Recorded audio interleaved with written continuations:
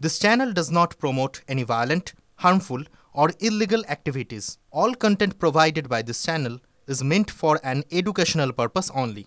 এই মুহূর্তে তেলেঙ্গা বাগানের দিকে নজর রাখতে হবে। আমরা যখন রাস্তায় বেরোই বা বিশেষ করে অফিস দিনে দেখেছেন তো কিভাবে বাসের রেশারেশি বিভিন্ন জায়গায় নজর পড়ে।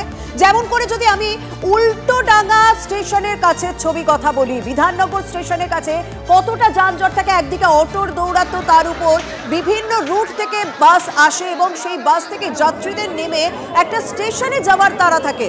এই মুহূর্তে যা খবর পাওয়া যাচ্ছে, মহিলা পথচারীকে ধাক্কা, বেপরোয়া বাসের। অফিস টাইমে প্রত্যেক দিনের এই সমস্যা। স্বাভাবিকভাবে সেখানকার মানুষ রীতিমতো উত্তেজিত হয়ে পড়েন, তারা রীতিমতো রাস্তা অবরোধ করে বিক্ষোভ দেখাতে থাকেন। দুই বাসের রেশারেশি, তেলেঙ্গা বাগানের কাছে মহিলাকে ধাক্কা, বেপরোয়া বাসের এখনকার কি অবস্থা। স্বাভাবিকভাবে সেখানে প্রত্যেক দিনের সমস্যা ঠিক কোন জায়গায় পৌঁছয় জানাবেন আমার সহকর্মী সায়ন্ত, সরাসরি সেখান থেকে রয়েছেন। সায়ন্ত, সেখানে একটা স্বাভাবিক অন্যান্য সময় মানে অফিস ডেতে তো অবশ্যই রয়েছে, সকালে এবং সন্ধ্যেবেলায় যানজট একটা সাংঘাতিক অবস্থায় থাকে, কিন্তু এই মুহূর্তে দাঁড়িয়ে সেখানকার বাসিন্দারা তারা কি বলছেন?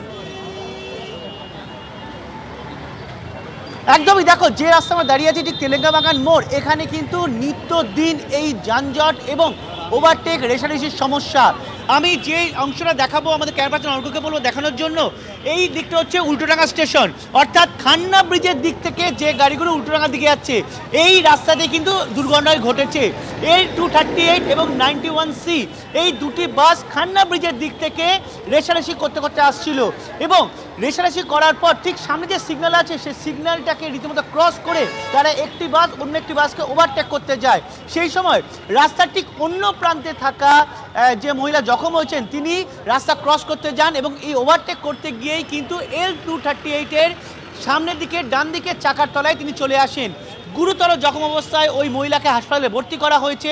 রীতিমতো এই ঘটনার পর আর ক্ষোভে ফেটে পড়েন এলাকার বাসিন্দারা। তারা একটাই অভিযোগ করেন যে এইখানে যেভাবে ওভারটেক এবং রেশারেশি হচ্ছে তাতে কিন্তু পরিস্থিতি আগামী দিন আরও খারাপ হবে। যে ঘটনা আজকে ঘটেছে তার বহিঃপ্রকাশ হিসাবে আজ দুটি বাসকেই ধরে ফেলে ভাঙচুর করা হয় এবং ভাঙচুর করার পর কিন্তু এখানে পুলিশ আসে। পুলিশ এসে এই যারা ক্ষোভে ফুটছিল যেসব জনতা তাদেরকে সরিয়ে দেওয়া হয়।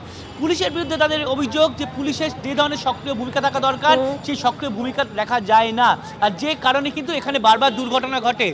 এই ঘটনার পর কিন্তু এলাকায় বিধায়ক সুপ্তি পাণ্ডে, এলাকার যিনি জনপ্রতিনিধি অনিন্দ্য রাউত প্রত্যেকে আসেন। তারা কিন্তু একটা কথা নির্দিষ্ট করে বলেছেন, যে ধরনের রোল প্লে করা দরকার ছিল পুলিশের বা যে ধরনের এখানে সচেতন থাকা দরকার সেটা পাওয়া যাচ্ছে না। এখানে অনিন্দ্য রাউত আছেন, আমি অনিন্দ্যদার কাছে একবার চলো। অনিন্দ্যদা, কলকাতার মেয়র ফিরহাদ হাকিমের সঙ্গে আপনার কথা হলো, কি কথা হলো এবং এখানে কি ব্যবস্থা নেওয়া হচ্ছে? এখানে আমরা এক্ষুনি বাম্পার করে দিচ্ছি, আমাদের কলকাতা কর্পোরেশনের রোড ডিপার্টমেন্ট ওনারা আসছেন, এক্ষুনি এখানে বাম্পার তৈরি করে দিচ্ছি আমরা। একদম দ্রুত ব্যবস্থা নেওয়া হচ্ছে। মেয়র ফিরহাদ হাকিমের সঙ্গে কথা বললেন অনিন্দ্য রাউত কাউন্সিলর, এবং ইতিমধ্যেই সিদ্ধান্ত নেওয়া হয়েছে যেখানে প্রায় প্রত্যেক দিনই এরকম যানজট তৈরি হয়, যেখানে প্রায় প্রত্যেক দিনই এরকম বাসের রেশারেশি হয়, সেখানে রাস্তায় বাম্পার করে দেওয়া হবে। কিন্তু যখন পরিস্থিতি উত্তপ্ত হয়ে উঠেছিল, যখন এই দুর্ঘটনা ঘটে, তখন বিধায়ক সুপ্তি পাণ্ডে সেখানে পৌঁছে গিয়েছিলেন। সেখানে পৌঁছানোর পর তার কি বক্তব্য একবার শোনা যাক। বাস তো রেশারেশি করেই, সে তো আছেই। আমাদের এখানে বাসের প্রবৃত্তি হচ্ছে, বারবার মুখ্যমন্ত্রী এই ব্যাপারে ওদের পরিবহন দপ্তর দ্বারা অ্যালার্ট করেছেন। তা সত্ত্বেও এদের একটা রেশারেশি ভাব থাকে যে আমরা আরও প্যাসেঞ্জার তুলব।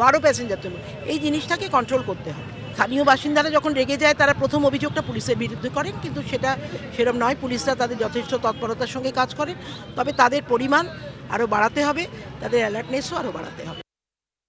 সুপ্তি পাণ্ডের বক্তব্য শুনলাম। আমার সঙ্গে সহকর্মী সায়ন্ত রয়েছে। সায়ন্ত, কয়েকদিন আগে এই ধরনের ঘটনা বারবার আসছিল, যেভাবে বাস দুর্ঘটনার ঘটনা ঘটছিল এবং যেভাবে স্কুল যাত্রী মানে স্কুলের যে সমস্ত পড়ুয়া রয়েছে সেই পড়ুয়াদের নিয়ে যখন কোনো বাস যায় সেই বাসের অ্যাক্সিডেন্টের খবর বারবার প্রকাশ্যে আসছিল। তখন পরিবহন মন্ত্রী তিনি একটি কথা বলেছিলেন, তিনি স্নেহাশিস চক্রবর্তী বলেছিলেন যখনই বেপরোয়া গতির জন্য কারণ মৃত্যু হলে তাহলে সেই গাড়ির চালকের বিরুদ্ধে ব্যবস্থা নিতে হবে, সেই গাড়ির চালকের বিরুদ্ধে খুনের মামলা রুজু করা হবে।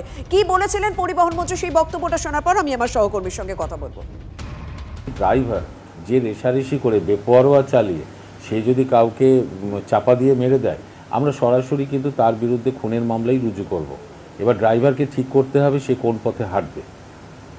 এই জায়গাটা কিন্তু কোনো ক্ষমার জায়গা নেই। রেশারেশি করে বাস চালানো কলকাতার বুকে আর করতে দেওয়া হবে না। এবং সেইটা কিভাবে আমরা কন্ট্রোল করব সেটাই আমরা তৈরি করব। সায়ন্ত, আমরা পরিবহন মন্ত্রী স্নেহাশিস চক্রবর্তী কয়েকদিনের আগের বক্তব্য শোনালাম, যেখানে বলছেন যে গাড়ির চালকের বিরুদ্ধেই ব্যবস্থা নেওয়া হবে। হ্যাঁ, সেক্ষেত্রে তো সমস্যার সমাধান কিছু হচ্ছে না, কিন্তু হ্যাঁ একটা পাল্টা দিকও দেখতে হবে। গাড়ির চালক বা কন্ডাক্টররা তারাও একটা অভিযোগ করেন, যারা পথযাত্রী রয়েছেন, যারা রাস্তা দিয়ে হাঁটছেন, তারাও বিভিন্ন সময় বিভিন্ন নিয়ম মানছেন না। তাহলে সমস্যার সমাধান কোন পথে হবে?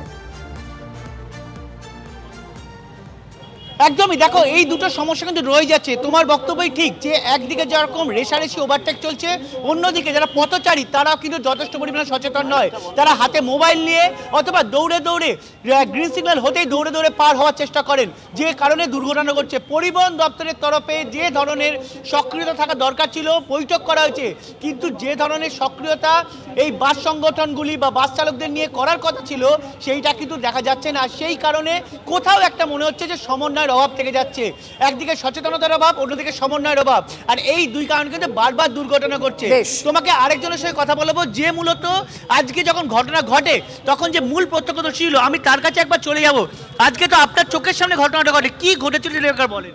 উনি ওই দিক দিয়ে পার হচ্ছিলেন বাজার করে, এখান থেকে L238 আর 91C ছিল, দুজনেই ওভারটেক করছিল। যেই দিকে L238 এর ড্রাইভার ছিল সেই দিকেই উনি চাকার নিচে চলে এসেছেন, সিগন্যাল ছিল তাও সব। খান্না ব্রিজের ওপর থেকে ওভারটেক করছে, ব্রিজের ওপর দিক দিয়ে একটু উল্টোডাঙ্গা পর্যন্ত যাচ্ছিল বাসটা। এই ওভারটেক কি প্রতিদিনের সমস্যা এখানে খান্না ব্রিজে? প্রতিদিনেরই সমস্যা এটা, একদম প্রত্যেক দিনের সমস্যা, যে কারণেই ব্যবস্থা নেওয়ার কথা বলা হচ্ছে। কারণ আজ সাংঘাতিক পর্যায়ে পৌঁছায়, সাংঘাতিক জায়গায় পৌঁছে এবং স্বাভাবিকভাবে এলাকার মানুষ রীতিমতো ক্ষুব্ধ হয়ে ওঠে, বাসে ভাঙচুর করেন। অনেক ধন্যবাদ সায়ন্ত।